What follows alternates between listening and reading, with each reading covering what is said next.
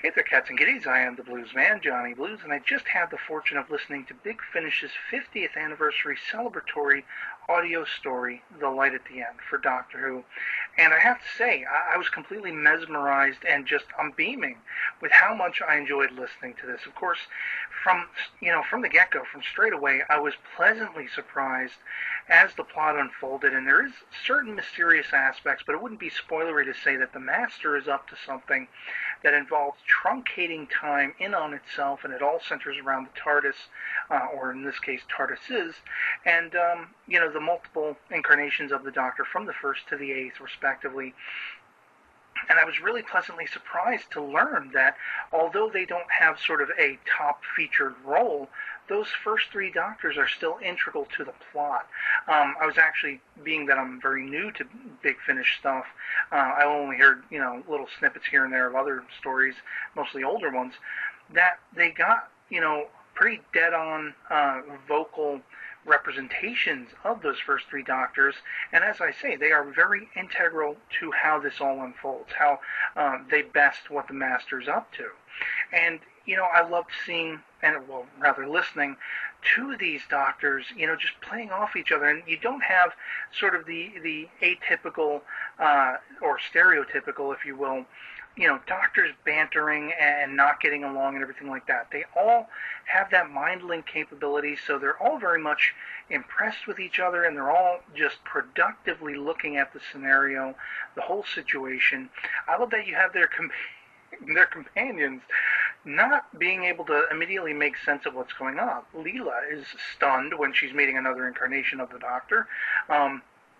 You have Ace calling them all these sort of pet names, the Beatles haircut, the Big Eyes long scarf, and everything like that. And it's hilarious. Now, they end up on this planet, or this place in any case. They're trying to get back to England in 1963, hearkening back to that grand year, essentially November 23rd of that year, when Doctor Who began. And it's all a trick of time, if you will. And I won't spoil too much of the plot, but there are some interesting characters interweaved as far as being integral to the plot as well.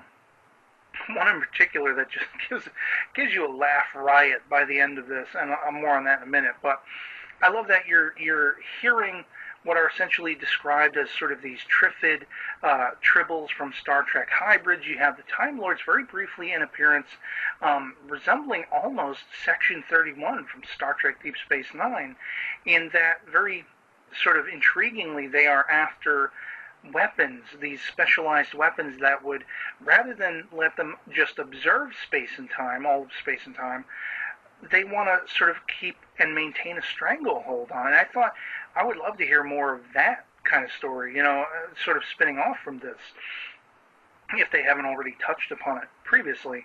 But you have these, like I say, these Doctors coming together as a force, and Time Ram is all I'm going to say.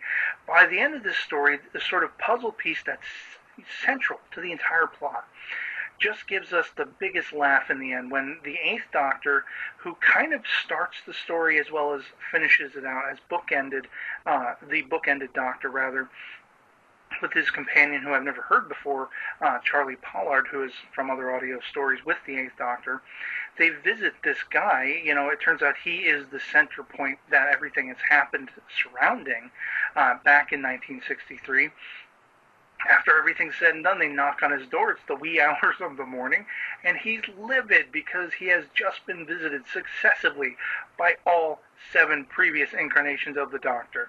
They're all showing up at his door. They're not sure why. They don't know what to tell him. They all say they're the Doctor and everything like that. They're all traveling with their companions, and he just doesn't know what the hell to think. And I just laughed out loud. Pretty long and hard laughing at that, but it was great hearing Tom Baker and Colin Baker and Sylvester McCoy and Paul McGann and Peter Davison, their respective companions all interacting, and in a very kind-hearted and just mutual admiration sort of way. Just phenomenal for the 50th. So I would love to hear from you guys in the comments below as of the time of this recording, if you can actually post your comments because of the whole Google Plus, mind warp thing going on. It's the Master at work, I'm telling you. they don't want to hear good things about Doctor Who, or he doesn't, rather. But in any case, I'd love to hear from you what you thought of The Light at the End. You can always personal message me, and I'll respond in kind. And, I just loved it. So I hope you're all doing well, and I'll catch you all later. Peace.